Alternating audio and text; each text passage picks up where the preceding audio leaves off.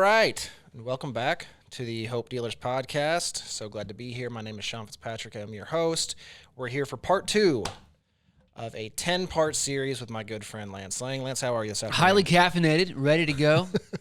Ready to talk about year 2? Yes. 2014? Yes, 2014. That is what we're here to discuss today. But before we get to that, there's a big event coming up, August 8th. There is. The Celebration of Hope. Now, tickets are going so fast. Why do you think that is? Well, I think people are excited to see Tim Tebow. Yes. I think they're pumped about Ben Fuller and Yes. kind of getting to know his music. We're seeing a lot of new people who haven't purchased tables or sponsored things in the past, which is really exciting and very grateful for all of them. So I think people are just pumped to see what we're going to do and how it's going to look and to come and honor God and hear some cool stories. And it wouldn't be the same without you. So if you're listening and you haven't got a ticket or bought a table for your church group or your small business or just your neighbors or whoever you might want to invite, you need to go to HIA10.com, Yes. HIA10.com, and there's lots of levels to sponsor, a few opportunities to do that, a few handfuls of individual tickets left to be purchased, but Sean's right. Things are going pretty fast. Yeah, a lot faster than we anticipated, but that's good. Yeah, I mean, we're probably, when this comes out, we'll probably be 60 days away from the event, and we might be near closing it off. So Yeah. who knows what's going to happen. So make sure you get your tickets. And then pretty soon after this comes out or right around the same time, we'll be ready to announce the lineup for Night of Hope coming Yes. up August 8th. No, August 11th. Excuse me. Yes. 3 days later, August 11th, Friday night, Night of Hope. So Yes. stay tuned for all that. It's coming. And I just want to say to close that off, if you've seen Celebration of Hope all over our social media, you hear us talking about it on here, and you're wondering, well, if you guys are selling out, why do you keep talking about it? Because we want you there.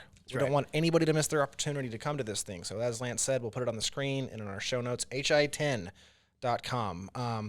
Today we're here talking year 2, 2014. Last week we kind of went through year 1. We talked about, getting the first home, the first 5 guys, the first book, a lot of firsts. Yes, for sure. And that's one thing I noticed when preparing for this in the early years. I mean, and there's still a lot of firsts that'll come our way, but the first couple of years, there's a lot of just the first time. Absolutely. And so, as of this recording, we love stats around here. Mm-hmm. As of this recording, over 10,000 people have volunteered with Hope is Alive. Mm-hmm. And over 6,000 meals have been provided for our residents. That's just insane. Yeah, it's kind of crazy. But as we said in our last episode, every story has a beginning. So if you would, I would love to hear, and I think our listeners would too, some about the early church partnerships, Mm-hmm. How they came about, who was involved early on, and, kind of the fruit that bared. Yeah.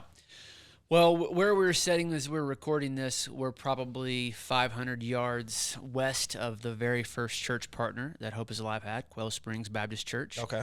And that was right around this time period. And just so happened one of our board members and just a good friend of mine and our family's, Dr. Hans Dilbeck, at the time was the pastor at Quail Springs Baptist Church.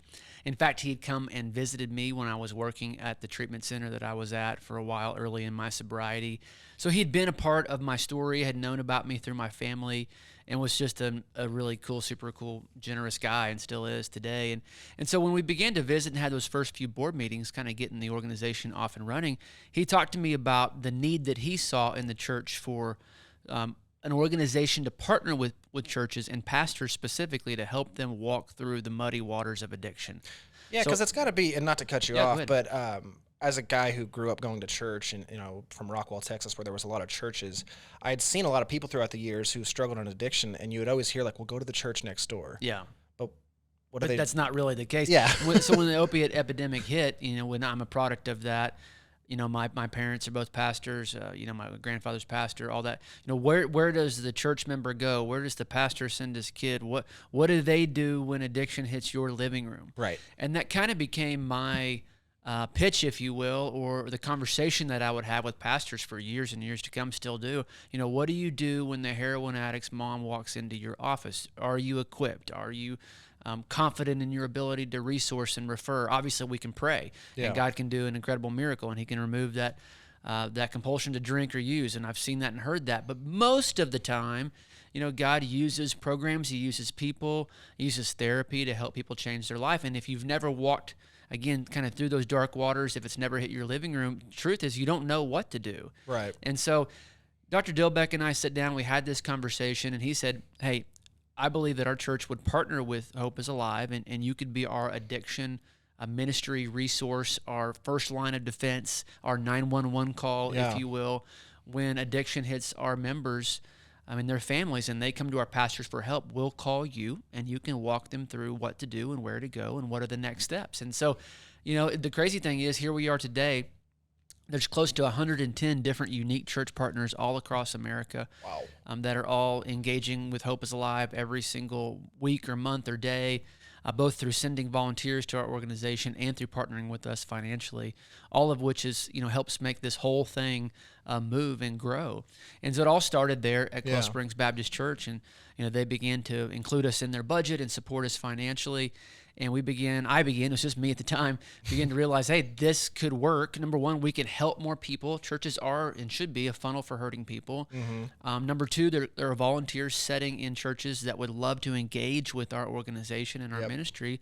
And number three, they have missions, budgets, and finances to help organizations like ours and what we're doing at the time just inside of our homes. And it was kind of a no-brainer. I just needed to be introduced to this idea and this concept, and we needed to put some good plans around it to be able to help churches, and we were kind of off and running with the first church partner. Wow, that's amazing. And something you said there at the end, how it's a no-brainer, but you kind of had to it had to happen first. One of the things that is said a lot at our events, is that obviously supporters and everybody are a huge part of what we do, but it costs money to run this thing. Yeah.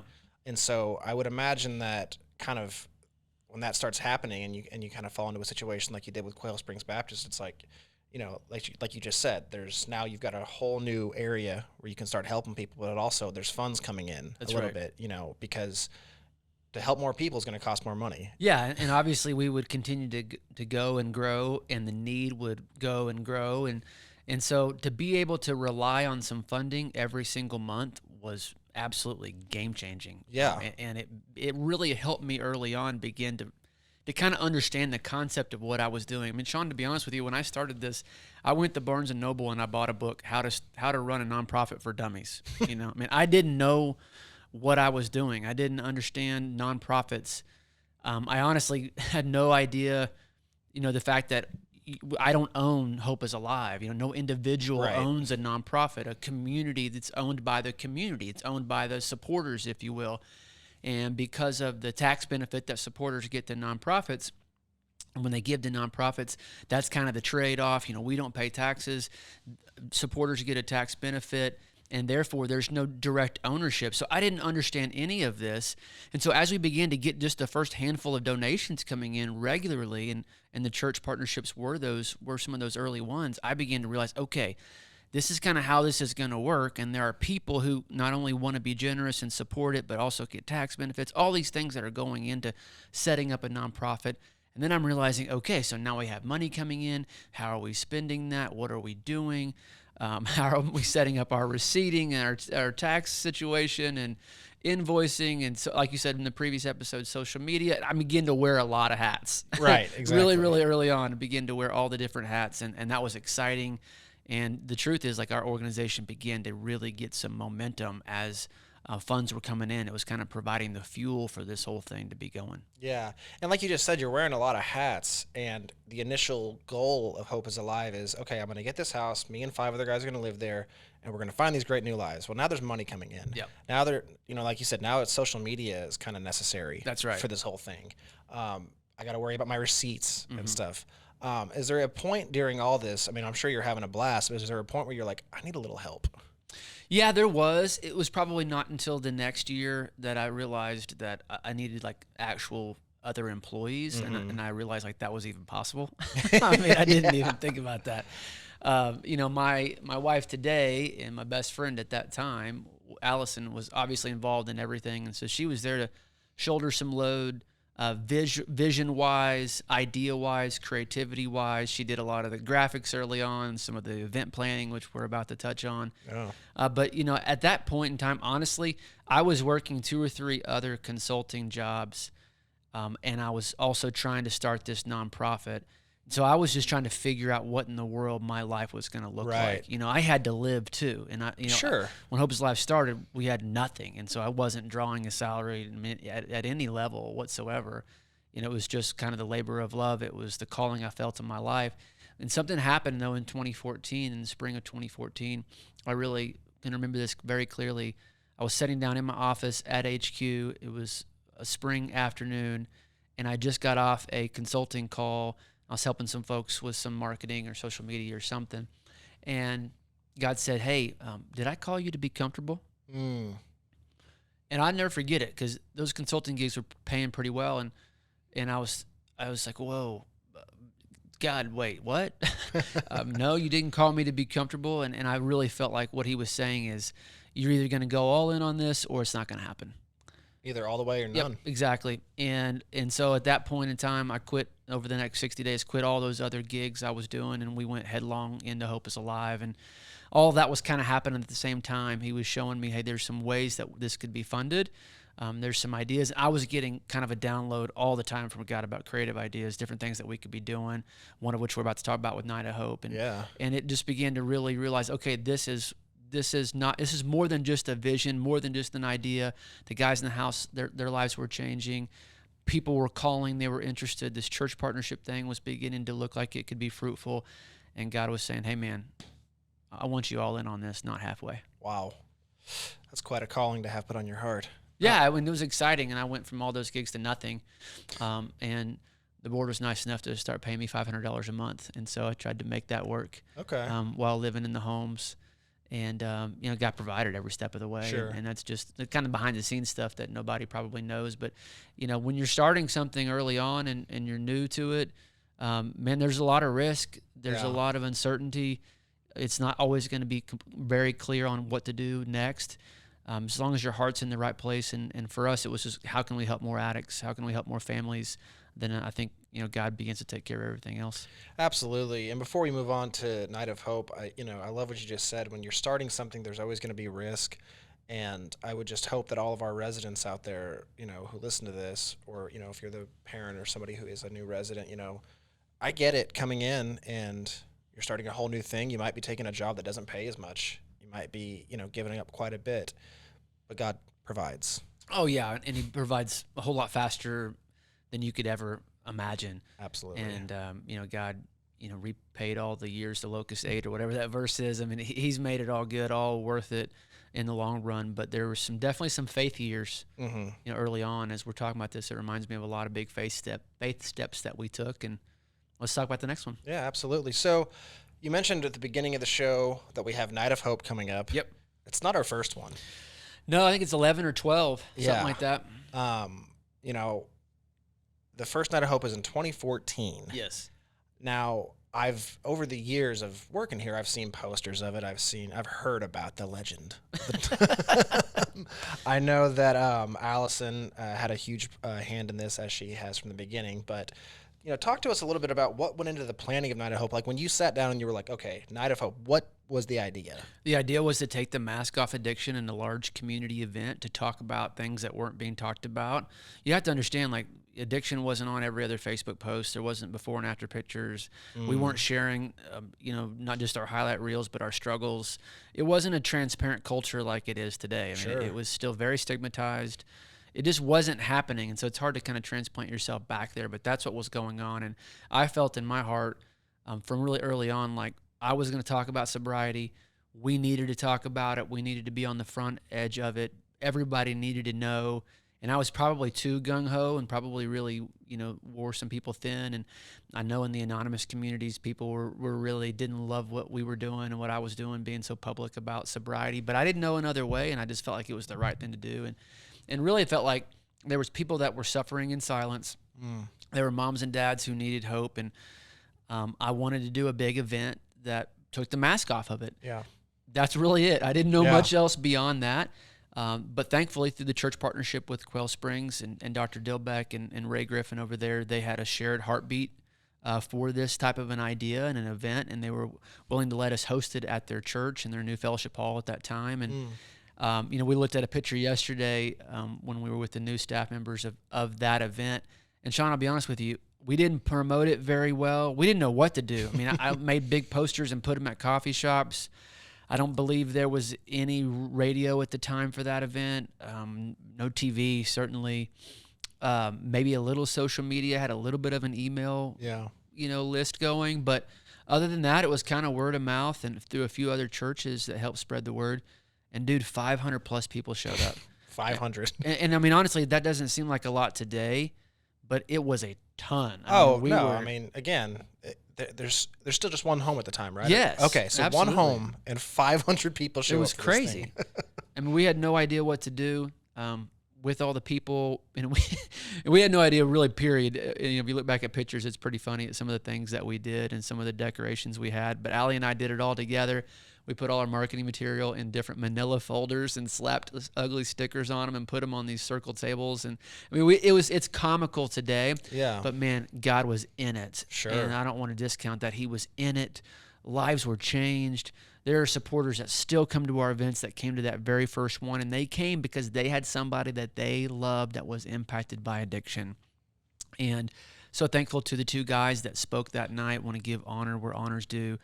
We were able to get Sean Sutton, the former OSU basketball coach, to come and share his story. And his story was still pretty fresh during that time of his alcoholism was pretty public and what he had gone through with prescription pain pills. So he got to come and share his story. Jim Riley, who's the man who intervened on me and has helped so many people throughout Oklahoma, he came and told his incredibly powerful story. And it was a beautiful, amazing night. Yeah. And lives were changed. And I'm still look back on it blown away. But it was yet again another confirmation that, hey, you're on the right track. So Here we do. We have the home, that it's working. Hey, here's an event. This seems like it's working.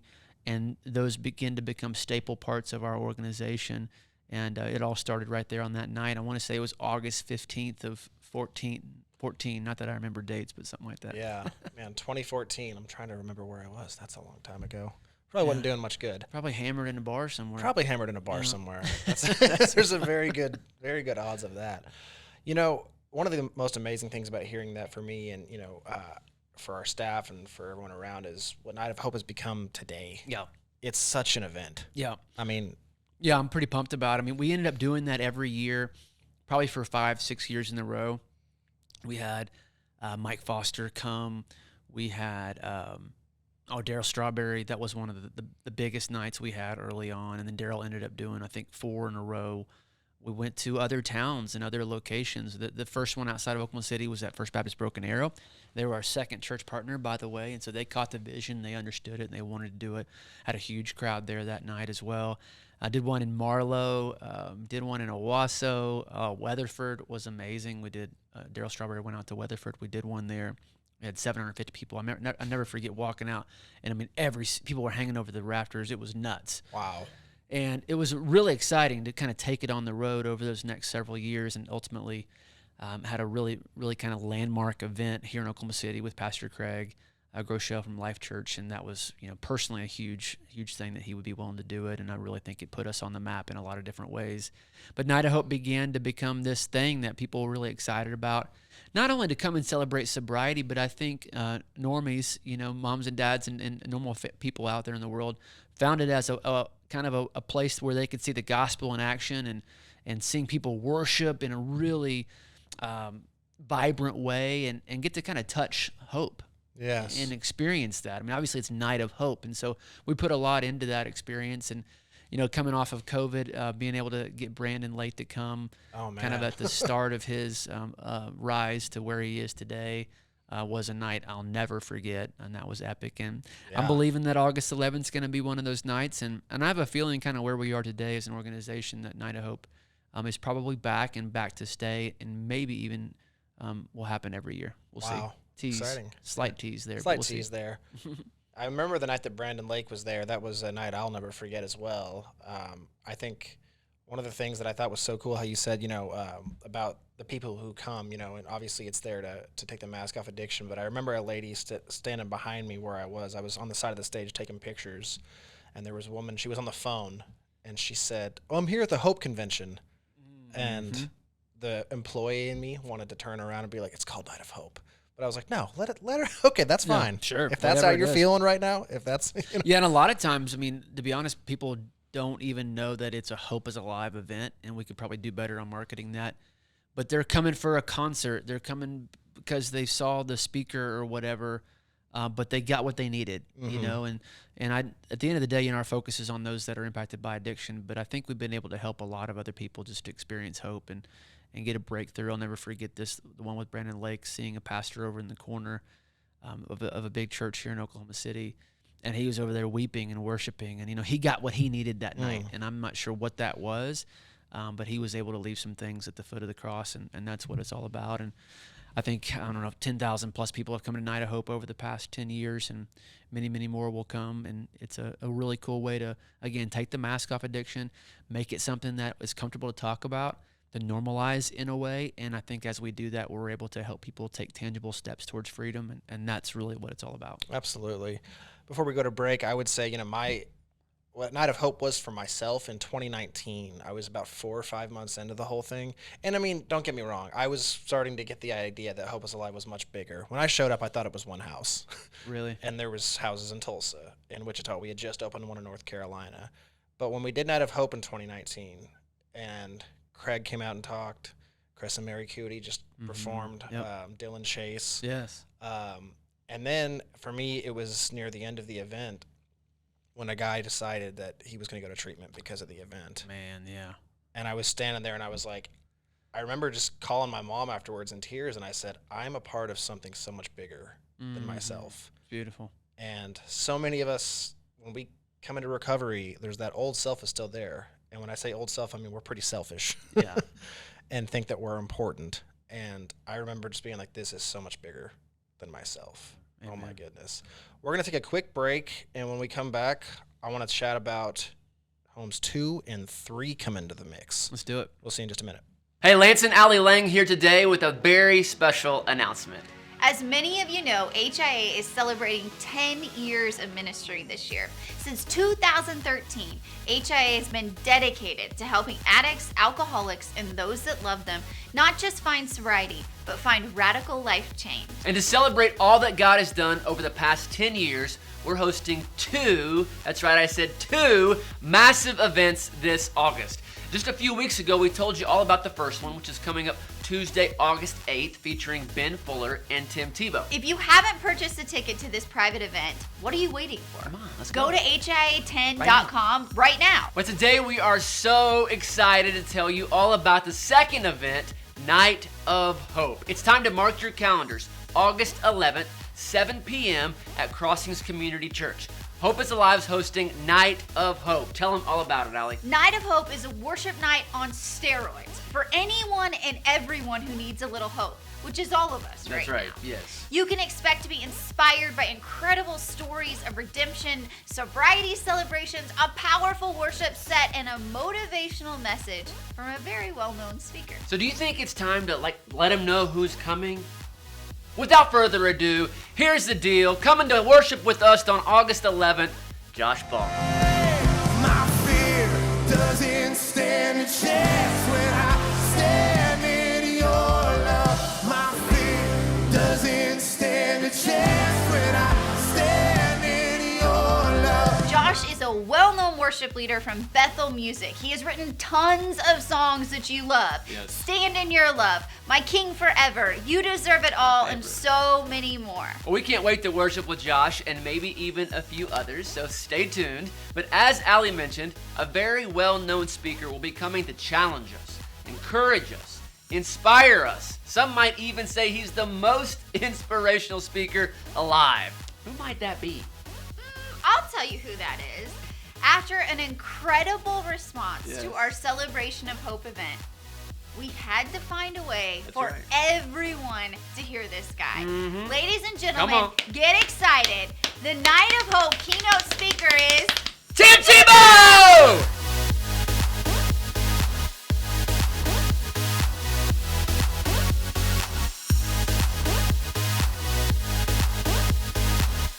So here's the deal, friends. We had such an overwhelming response to our event on August 8th that we decided to ask if Tim would come back to Oklahoma City a few days later and join us so that way everyone who wanted to get the chance to hear from him would get that opportunity.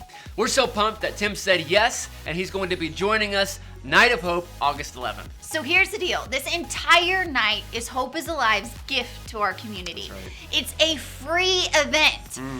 We know Free. it will be one for the ages. So the only thing that we're going to ask you to do is to take time to register. Tickets are free, but you will need an electronic one to get in the door. So you can go save your seat, or heck, go save a bunch of seats for your church group, your small group, your work friends, your neighbor, or anyone who needs hope. Can you tell them how they can get their seats? Just go to nightofhopeokc.com That's right. and register, and you will get a ticket emailed right to you. Friends, here's the deal. Our community needs hope right now. And this event will be life-changing for so many people. But the only way they will know about it is if you help us to get the word out. So please, share this video. Tag some friends in the comments. Go register at nightofhopeokc.com. Make plans to join us and bring a big group of people. Start getting jacked up because Night of Hope is coming August 11th.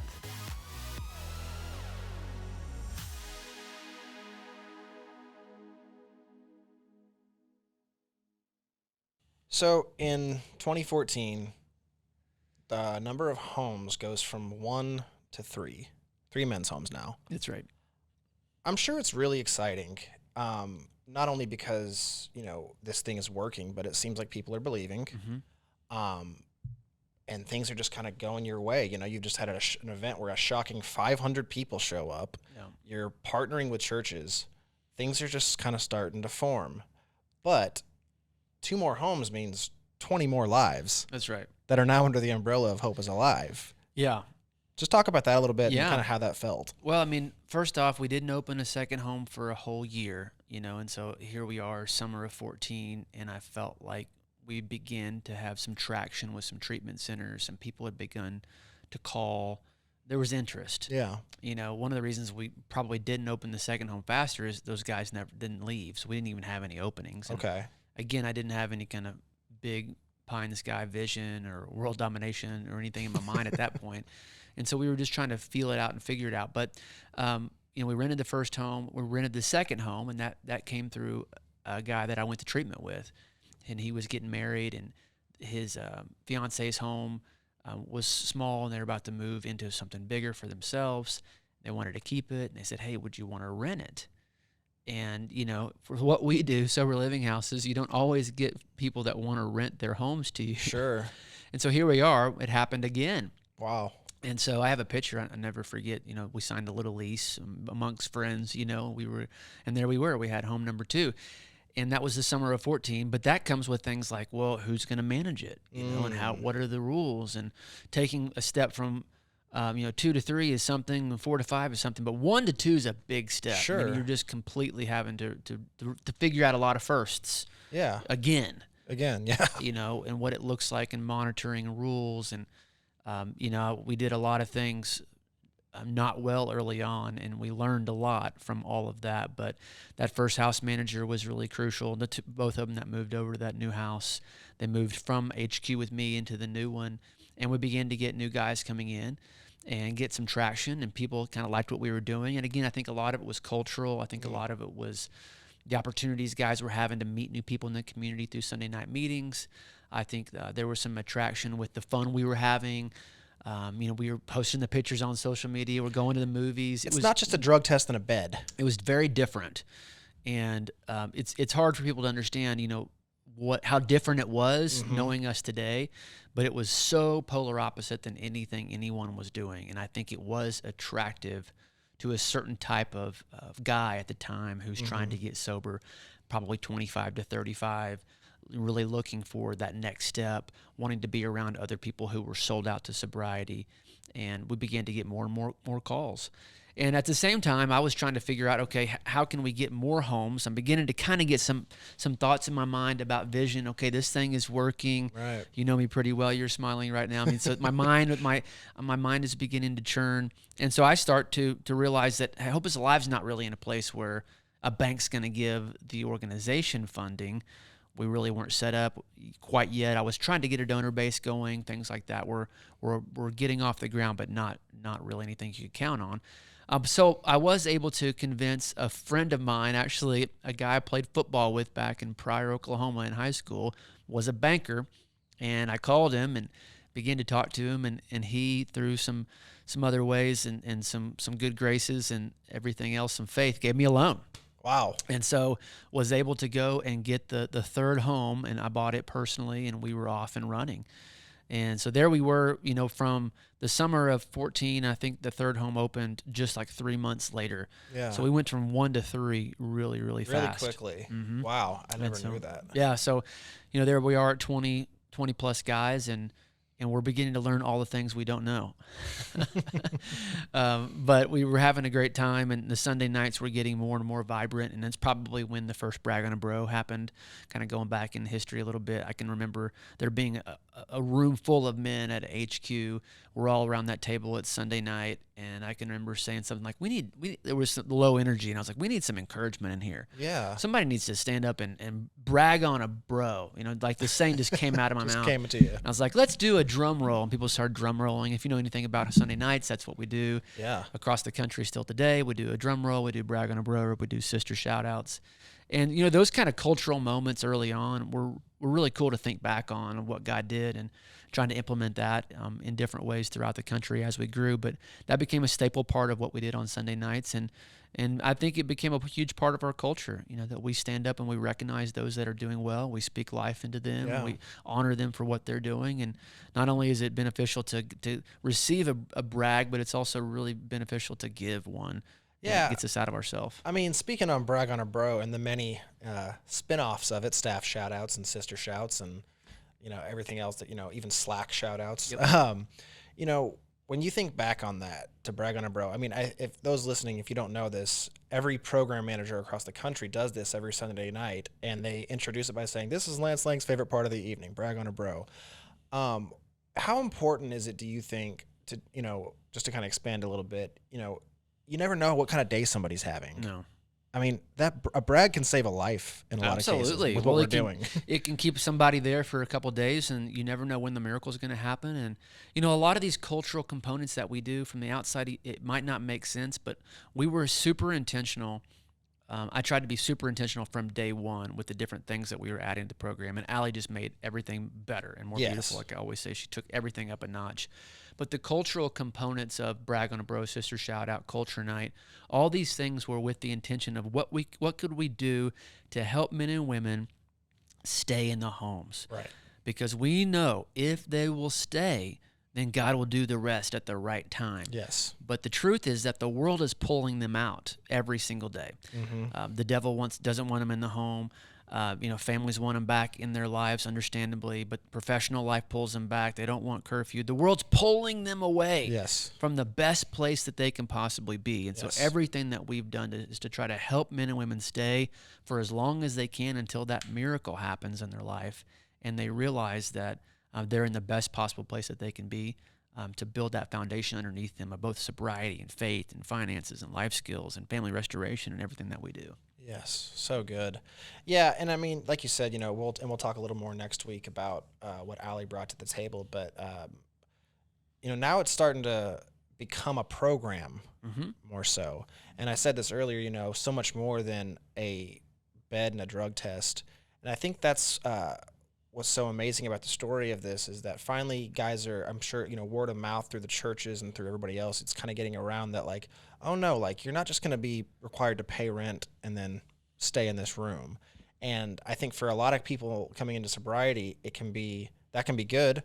It can also be a little overwhelming when you show up and they're like, hey, we're going to be doing this together on this night. Yep. We're going to be doing that. How did you kind of balance that in those early days, or did it just kind of come naturally? Well, I think it's because I was involved with everything. Yeah. I was never going to ask them to do anything I wasn't willing to do. And so if it was to go and speak to a bunch of 8th graders in a high school and or in a junior high Sunday school class in some church, I'd take them with me and they'd come and do it with me, and they'd be a part of that. If it was volunteering on a Saturday morning at a shelter, we would do it. If it was an AA meeting at night, I was there with them. And, I think that enmeshment with the residents, I was one of them. I was still growing, and I was early in sobriety at the same time. I would never view myself any differently, and I'm certainly not. Sure. But I just think the fact that, the leader needs to be involved. And when the leader is involved, people will follow and they'll buy into the vision because they're buying into you. And I can see that today. I don't know that I knew it then, but as I look back and I think about that question, because we have been able to get men and women to do things that other sober livings could have never fathomed that people would do for their betterment, by the way. Right, exactly. And we'll talk about all that with Allie because she brought most of that to the table. But I think early on we were able to really create that momentum and that culture because I was right in the middle of it. Very good. Love that. So recapping year 2 and getting into year 3, here's the thing. Night of Hope, huge thing. Church partnerships, we're off and running with them. So more people are calling and more people are seeing interest. The homes are filling up, all 3 of them. But what came from a lot of that is this overwhelming need. We needed more structure. We needed more programming. And we were beginning to see how many moms and dads and loved ones were calling and buying my books and reaching out for help.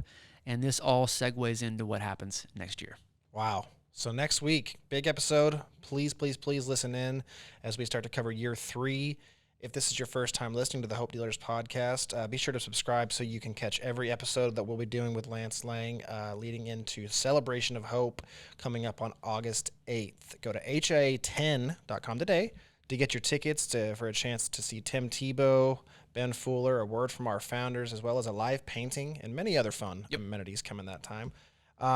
Follow us on Instagram at Hope Dealers Pod. Like, subscribe, 5 stars. You know the drill. Thank you all so much for listening as always, and we'll see you next week. This has been the Hope Dealers Podcast.